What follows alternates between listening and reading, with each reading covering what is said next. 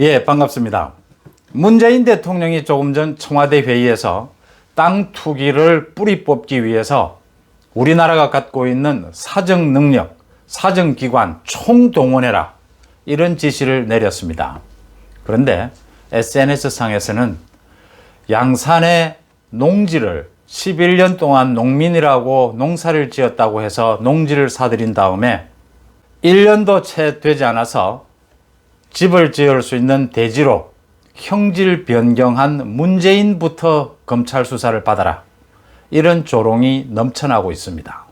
문재인 대통령은 오늘 오후에 반부패 정책협의회를 청와대에서 열고 땅 투기에 대한 국민 분노를 부동산 부패의 근본적인 청산을 위한 동력으로 삼아주기 바란다 라고 하면서 LH 사건을 철저하고 단호하게 처리하는 한편 부동산 부패의 구조적이고 근본적인 문제 해결까지 나아가야 된다, 이렇게 지시를 했습니다.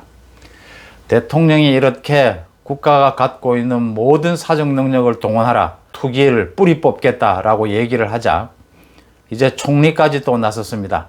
총리가 이를 받아서 전국 43개 검찰청에 땅 투기 전담팀을 만들고 검사를 500명을 투입을 하고 땅 투기에 대한 신고 포상금을 지금의 100배를 늘려서 최고 10억을 준다. 또 땅 투기를 한 사람이 잡히면 5배의 벌금을 매긴다.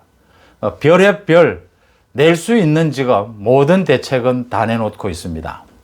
거기에다가 이번에 전 공직자를 대상으로 재산 신고를 하게 하고 그 신고한 재산을 바탕으로 땅 투기한 부분이 없는지 조사를 하겠다, 이렇게 밝히니까 하위직 공무원들은 나쁜 짓은 자기들이 다 해놓고 나쁜 짓은 정무직, 고위직들이 다 해놓고 우리를 무슨 죄인 취급하느냐, 이런 불만도 터져나오고 있습니다.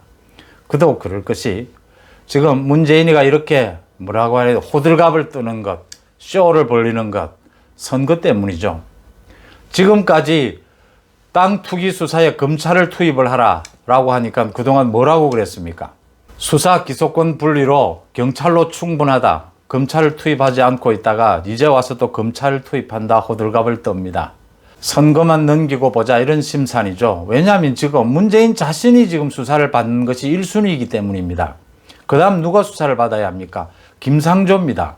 오늘 오전에는 김상조 청와대 정책실장을 전격 경질했습니다. 김상조는 무슨 짓을 했습니까? 소위 임대료를 5% 이상 올리지 못하도록 하는 이런 임대차 3법, 이 임대차 3법이 시행이 되기 이틀 전에 자신의 집 전세값은 14%나 올렸습니다. 전형적으로 내부 정보를 이용한 것입니다. 청와대에서 해명이라고 내놓은 것이 더 국민의 분노를 부채질하고 있습니다. 김상조가 자신은 전셋집에 살고 있는데, 그러니까 자기 집은 지금 전세를 줬고 자기도 전세에 살고 있는데 자기 전세값도 오를 형편이어서 어쩔 수 없이 자신의 집의 그 전세값을 14% 올렸다고 이랬습니다. 그런데 곧바로 드러납니다. 재산 신고 등록을 했기 때문에 김상조 부부의 예금만 해도 14억 원이 있었다는 겁니다. 앞뒤 말이 안 맞는 것을 청와대가 이런 해명을 내놓고 있는 겁니다. 해명이랍시고 청와대가 왜 김상조를 해명해 주는지 잘 모르겠지만 이건 전형적인 파렴치범인 겁니다. 자신의 직위로 인해서 체득한 그 정보를 이용해서 자기 개인 이익을 챙긴 겁니다. 문재인 대통령 자신의 직위를 이용해서 11년 동안 농사 지은 것으로 하고 농지를 1년도 채 되지 않아서 대지로 형질 변경한 것, 그게 가능하지 않았는지 문재인 김상조부터 지금 수사를 해야 되는 겁니다. 김상조는 이번 전세값을 올린 것은 법을 위반한 건 아니죠. 이틀 전에 올렸으니까. 김상조가 이런 짓을 했다면은 다른 많은 의혹도 충분히 가능한 부분이기 때문에 조사를 해야 되는 부분입니다. 문재인 김상조부터 수사를 받아라. 지금 많은 하위직 공무원들, 많은 국민들이 대통령이 땅 투기를 하고 대통령이 형질 변경을 하는데 그 수법 그대로 LH 직원들이 땅 투기를 했고 많은 공무원들이 땅 투기를 했는데 대통령이 지금 와서 무슨 염치로 무슨 땅 투기를 건절하는 이런 소리를 하느냐. 그것도 선거를 앞두고. 아예 입이나 닫고 있으라 이런 얘기가 나올 수밖에 없는 대목입니다. 더 본질적인 문제는 김상조가 자신의 집을 전세 주고 자기도 전세를 살고 있으면 이 지금 전세값이 그러니까 임대차 3법이 시행이 되면 이게 엄청난 부작용이 있을 수 있다는 걸 자신이 스스로 잘 안 것 아닙니까? 자기가 이틀 전에 전세값을 그렇게 14%나 올렸다면 이 지금 내용의 이 부작용을 자기가 충분히 알 수 있는 것 아닙니까? 뭐 전문가가 아니라도 말이죠. 문재인 대통령, 자기가 그렇게 농지를 사서 1년도 채 되지 않아서 대지로 행질 변경을 했다면 이런 식의 농지를 이용한 이 땅 투기가 얼마든지 가능하다는 걸 충분히 아는 것 아닙니까? 대통령이어서가 아니고 청와대 정책실장이어서가 아니고 자신이 한 행동 때문에라도 더 잘 알고 있었던 것 아닙니까? 그런데 그 임대차 3법 때문에 임대차 3법이 있고 난 다음에 전세값이 폭등하지 않았습니까? 전셋집을 구하기 힘들어서 얼마나 많은 서민들이 힘들어했습니까? 그걸 막지 않은 겁니다. 다 알고 있으면서. 이게 무슨 정책 전문가가 아니고 자신들이 직접 그런 것을 해봤기 때문에 더 잘 알기 때문에 그래서라도 더 막았어야 하는 일인데 이런 파렴치한 짓을 했다는 겁니다. 이러니까 한간에 많은 얘기들이 나오는 겁니다.